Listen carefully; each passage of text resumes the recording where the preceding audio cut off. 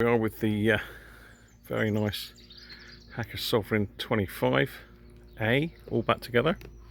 Sovereign 2 even. Let's pop the back. So up inside there is a brand new switched volume pot. So let's have a listen. Problem before was on minimum there was absolutely no volume at all. Sorry, there's volume bleeding through, so let's do it again. And the jobs you were doing and your roles in society at the time as well. Yeah, But, turn that down. So it's now the PM silent on minimum. I've said this a long time ago, but I think he should resign. I think it's ridiculous how he's got on so far. He's dealt with the pandemic very poorly the whole way through, and he's still managing to stay in office. So, yeah, I'd say he should resign. Long wave. Somebody ordered a gift from me.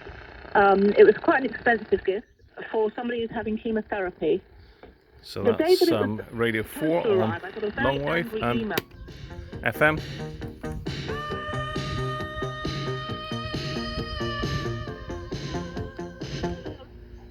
Because they told me that the person was going to have chemotherapy the next day.